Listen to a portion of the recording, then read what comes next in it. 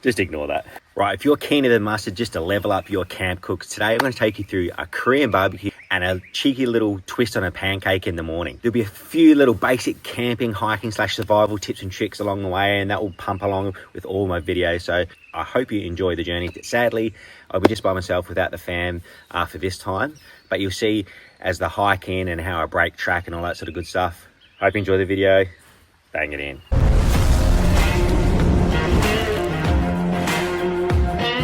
So because we want maximum flavour penetration, out bush tomorrow, we're going to do the prep of the steak, the marinade and all that sort of stuff. So we've got bags of flavour tomorrow when we head out to the campsite. To make our life easier with the steak, you can either hone your knife, make sure it's super sharp, even put it in the freezer for a couple of hours. That'll make it a lot easier to slice. Prostate glove on. Now I've got a beautiful piece of rump here from my local butchers, Moe's in Springfield Lake. So that's the rump cap there. I'm going to take that off, dissect that up, into the medallion. Traditionally speaking, you take the rump cap off and you quite often see the butcher use this part as a whole as the rump roast. Right, rump cap, you're just following the fat seam or the muscle seam. It's that easy. There we go. There's that beautiful rump cap just there. Now, if you're not too confident in your chopping skills, you can throw some chopsticks on one side to make sure you don't go all the way through. But basically, you want to go a quarter to a third of the way through one way, cut it the other way, and then that will open it right up and allow that marinade to get in, and it will caramelize beautifully. You can imagine that over the campfire. Absolutely sensational. If you want to get really fancy, you can make it like an accordion, do this on both sides. We're just going to run the one today. Just turn it on an angle to yourself, about 90 degrees will do it. That's opened it right up. That's going to allow so much marinade to come through. You wait till you see this cook tomorrow. We're at the campsite. The caramelization is going to be off its tits. Right, so I've got a fully sealable container that I actually normally take for lunch, and that's where I'm going to put the marinade in, mix it up, and then we'll put the steak on top of that. So first off, we're going to go some fresh ginger. So just use a spoon, just take the skin off, and then we'll microplane that straight in. Just work off about a half a tablespoon, we'll do it. Right, next up, we're going to do about a third of a pear. You can use a regular grater. I'm just using microplane because I just like the fine texture that it gives. Right, that's about a third. Then we're going to run basically a heaped spoonful of brown sugar. Not as sweet as you. Then about the same quantity of toasted sesame oil. You can go fresh garlic or some garlic powder. About a teaspoon will do it. About the same quantity as vegetable oil as you did brown sugar. And maybe 1.5 times that of low sodium soy sauce. Right, from there we're going to run about just 1 spring onion, finely diced, and we'll add that to the mix. A handy stainless scooper works an absolute treat. Straight in. And you just want to mix this up until the brown sugar dissolves. If it's cold, you'll probably run this for about 2 minutes. Right, now that the brown sugar's dissolved, steak straight in. If you can't get your hands on rump cap, the regular part of the rump will do, and you can separate the cap, like I said, if you want to. I'm just going to completely drown that in that beautiful marinade. After a couple of hours, I'll rotate that through whilst it's in the fridge, and that will be ready for tomorrow. Now, I want to bang that into the fridge for at least half an hour, but I'm going to have this probably a good solid 12 hours in there. Righto, see you tomorrow when we head out to the campsite. With the power of Harry Pothead, make this reappear in my pack. The barbecue buddy thinks she's going to Costco with the doggy membership. What are you doing? What are you doing?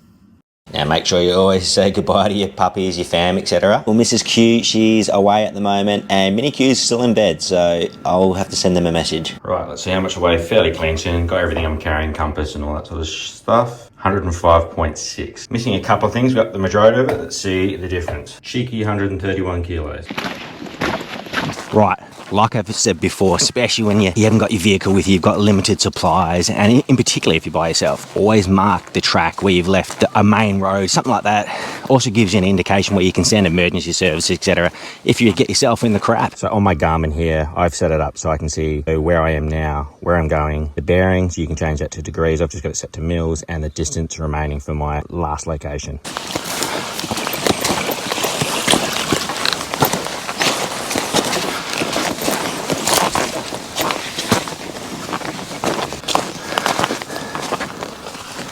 You can see when it absolutely pisses down, you get a lot of water potentially rushing through here, a lot of greenery. Well, we've had a fair bit of rain lately, so we might even have to lock in the disc just to make sure we don't fucking slide out all over the place up this hill. Man, I'm getting old. Almost blew a gasket getting up this bloody hill. Crikey, Moses. You can see it here where someone had been walking, but as the cut-ins from the boot are a little bit dappled, you can see that was just before the rain, so I'm going to guess that was yesterday morning. Now, you see that termite mound there? I was told a lot of the holes that you quite often see punched down the bottom is actually where goannas or monitor lizards have laid their eggs. The termites have come back out, covered it back up, then the mummy lizards come back, dug the eggs out, and then they're punched out. How wild is that?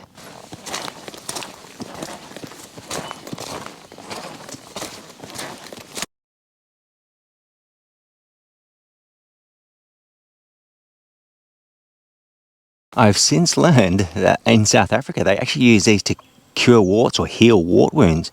How wild is that? That is some decent sized crap. I'm guessing by the size of it, that's a horse. So you get rock wallabies and stuff around here, that is quite bloody massive. Now, because we're breaking a main track and we're punching deep into the Australian bush, it's time to go analog. It's all great having a Garmin, etc. This one lasts 2 weeks, but just in case, have a map, have something like a Silva. This is a prismatic, so I can actually set the bearing or the direction. I can actually look through it, so I can line up the lubber line with like a tree or some sort of feature in the background. So I highly recommend going analog, compass, especially when you're going to somewhere you really don't know. Get your bearing off your map, convert it from grid to magnetic bearing, set your bearing, and then walk off your feature till you get to your camp spot.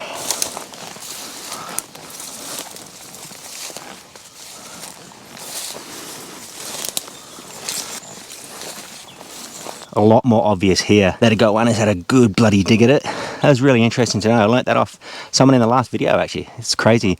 Doesn't matter how old you get or how much experience you've got, you always learn something new every day. Here we go again. Right, now that looks like a good spot to dump the pack.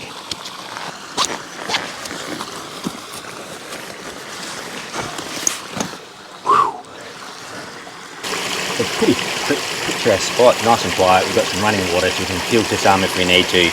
Now look, it's quite steep on either side. We just need to find a nice flat spot they can set up camp. My priority is when we get the shelter up, then we'll go to the camp, set up, and we'll go find some wood. I don't know if you can tell, but I look like a drowned rat. My hat is absolutely saturated, so I'm just going to run the mic on the shirt for now, and we're just going to go for a walk, have a bit of a scout around, look for somewhere to set up a farter. Now, if you want to reduce your human footprint, I highly recommend bringing in water in reusable plastic containers between 1 and 5 litres, depending on if you're carrying it, if you've got your car, etc. Because as you know, those plastic water bottles, they just fucking, you see them absolutely everywhere. They make it a mess, absolutely diabolical. This looks like a pretty good spot. It's pretty flat. The problem I will have is pegging it down. It's going to be quite soft in the sand, but I haven't got an awful lot of options around here because it is very, very steep. So I'll probably have my head up that side with my feet running down that way. Now I'm tipping there's going to be some yabbies in there or some freshwater cray, depending on where you're from. I reckon we'll throw a line in later on and see if we can entice something to come out. Important to always check, is there any widowmakers up there? Nah, possibly over there, so we'll stay away from that tree, but here's all light work, no dramas. I've now got my spot, noting that it has been raining a lot lately. One thing, I don't have my tack shovel, but I'm still going to use my size 14 fucking boot. We're just going to dig a little trench around where our sleeping space will go, so at least if it does pour down rain, this is going to channel it down the hill and around my sleeping bay.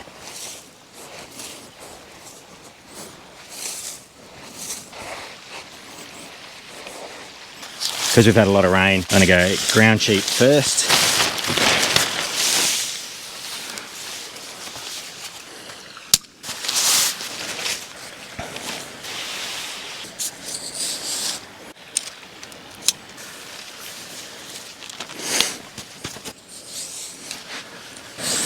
So because I didn't bring any sand pegs, basically going to have to whittle one out. It's just going to find a relatively strong, somewhat straight. So I'm just going to cut a notch into it at the top.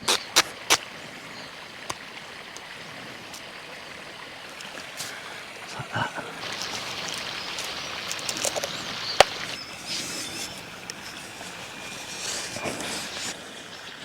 Right, we're going to set up right here. Got my little portable camp stove. That's going to have, we're going to build the fire up around that. It's close to a water, even though there's no fire restrictions at the moment, other than keeping it smaller than 2 by 2 meters. We're near a water source. If something gets out of control, we're on sand. Nice and easy. Being fire smart is a huge part of camping when you're in particularly in the Australian bush.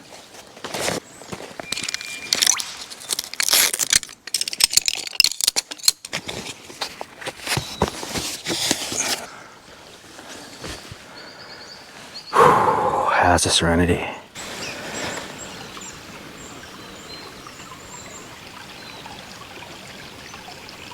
And in particular in Australia, always have some sort of a snake bite bandage kit. So I always have somewhere that's going to be very close by to me. If I walk away from a camp, I'll take it with me. I have 3 to 4 compression bandages with a marker, bandage up the snake bite area. I can sit still, mark it, and then send off the GPS.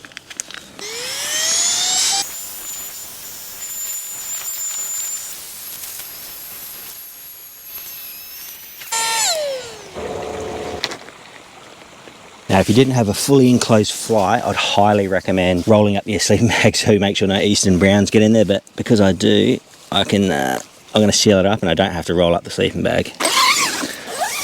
We're going to find some kindling. Because it's been pissing down, it's going to be a little bit harder. So I'm going to try and find some stuff that's stuck in the trees from floods from about 6 months ago, and that should get us started with the kindling. See something like this? Nah, it's still too wet. Hopper loaded this. This was running at head height. It's hard to give you scope. This fucking spider web is going up to that tree, back down, and at about a metre off the ground, and then it goes down there. That is nuts. Well, we'll leave this guy alone. Hopefully I don't walk back through it. Right, put a small piece of grass over it, and hopefully that's enough as an indicator I can see where I'm going and I don't take him out. Now that is a massive piece of Queensland ironbark. It is a little bit wet because it's been on the rocks while the rain's been pouring over it, but I reckon we'll put this by the fire and the heat will get a lot of that moisture out of that. If not anything, it will act as a bloody good table. I don't know if you can see these really deep footprints. That's where Mrs. Q thought she was in quicksand when we were doing our reconnaissance a little while back. This could be a winner. Let's see if it passes the snap test. Not too bad. That will work just fine. Right, now that we've collected a little bit of kindling, I need to get the pickle on. I should have really done this morning, but we've got ginger, we've got cabbage, pear, red onion. I prepared this before we left, and what I can do is unscrew the cap and throw everything inside with the pickling solution, and they'll pickle just nicely.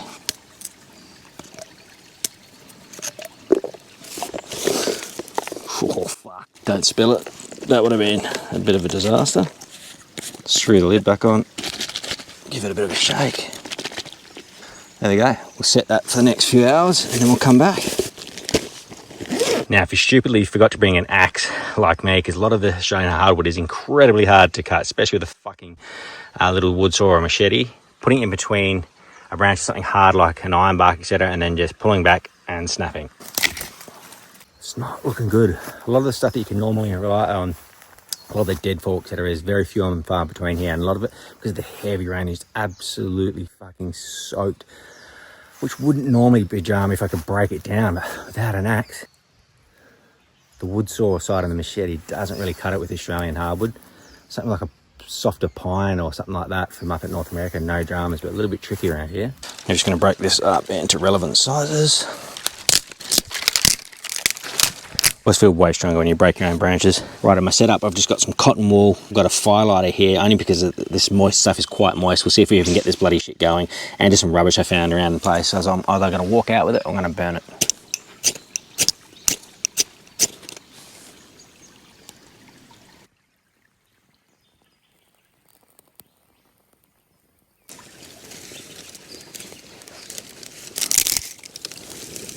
So if you guys can hear that, you can hear that moisture coming out of even that little stuff that's probably the driest you can get around here, so fingers crossed.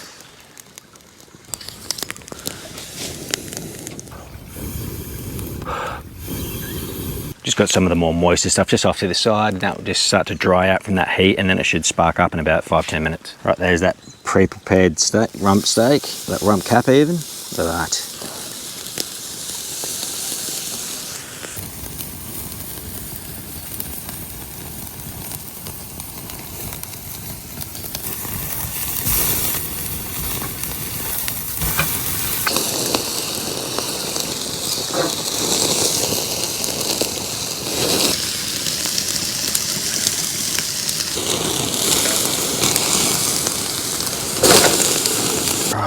Time to tuck in.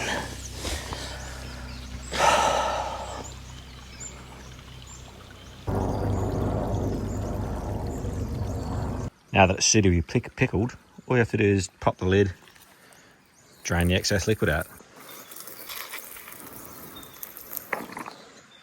once you're finished with your fire, but you're still going to hang around it, but you don't need the warmth. Beautiful thing about the smoke, it gets rid of all the mozzies and midges, because I was just about getting fucking bent over before. My makeshift fork. See the way that that's opened up beautifully for me slicing up. Oh, the char is just insanity. My deluxe table. Some seaweed.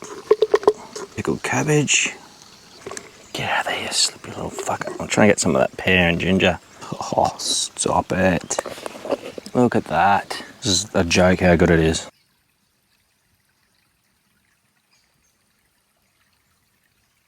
Let's bang this down my neck hole. Oh my God. It just started to pickle enough too. That pear. Oh, wait. Whew. Fuck. That's hot. Oh, fuck. That marinade is beautiful.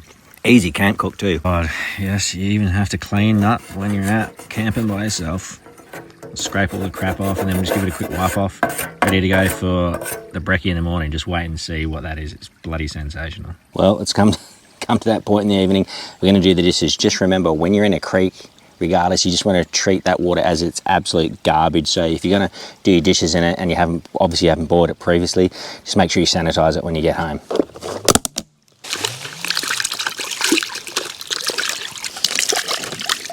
Pretty good way to end the day. Bit of nature's telly.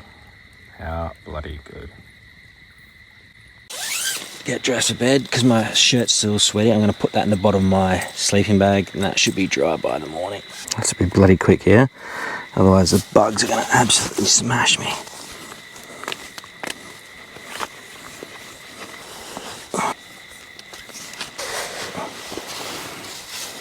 It's crazy that in some countries they have to deal with, bears and shit. And the most we have to worry about is snakes, spiders, scorpions, centipedes and shit. Seems pretty low key when you think about it. Righto. Tuck myself in. Still sweating the gunter out, so I just think I'll just lay here like this for a little bit. Righto. See you in the morning. Well, it's 2:40 in the morning and my tarp tent just fell on top of me. How good after a bit of rain. So I'm just in my jocks and a singlet. I'm just going to throw some boots on, even though it's a bit fucking chilly. I've got to fix this up. But that'll teach me. I only put 2 larger wooden stakes in out of the 4, and guess which 2 fucking popped out? The ones that I didn't have big stakes in because I'm in fucking soft sand. Righto. I've got to go fix this up. What a night. Well, it might be hard to tell, but I'm sort of sleeping under half a fucking tarp tent at the moment because one of the other makeshift tent pegs shut itself. That will teach me for not bringing beach sand pegs, So get a fire going and cook up a cracking breakfast. Getting your pants back on and your boots has to be one of the hardest things when it's cold. I honestly don't know how they do it. Like through Finland, I don't know, Alaska, etc. Like, it is insane. I can't even imagine that feeling of getting out of the tent and it's negative 20 degrees Celsius or something heinous like that. More ferro rod start. I've got some cotton wool there and I've also got a firelighter. Help things going this morning, so there we go.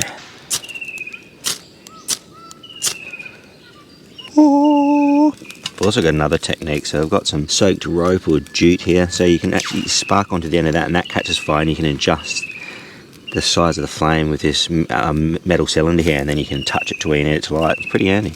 If you can't get your hands on or forget even to bring some coffee or some tea, one of the pre-made cans straight into your mug over the fire works a treat.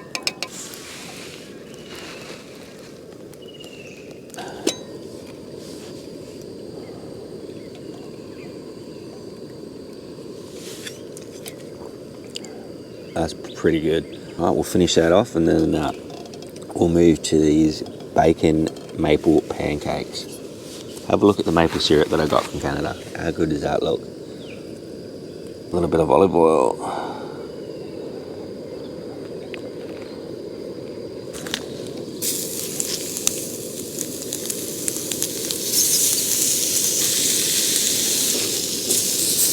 Right, so I've already got some pre-made pancake mix. I'll put that recipe also in the comments.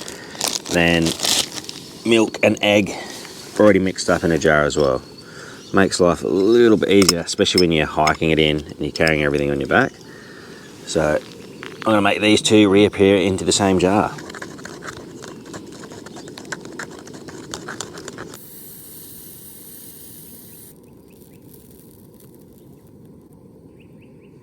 Always cook a bit of extra ham or bacon.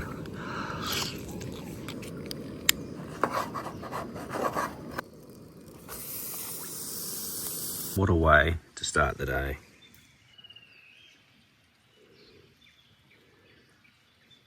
Now I'm a big fan of using the healthier barbecue rub on all my brekkie items. I can't believe I forgot it, but I reckon it'll tide me over. How good does that look? Mix with that salt and the sweet. Bone that down your neck hole. So the main thing I want to do now is obviously break camp, but I want to return this area to the way it looked. Get rid of those water trenches, anything like that, just to return nature back to the way it was. And I think before I start that, I'll just soak in some of this beautiful Australian orchestra they've got going. Have a listen.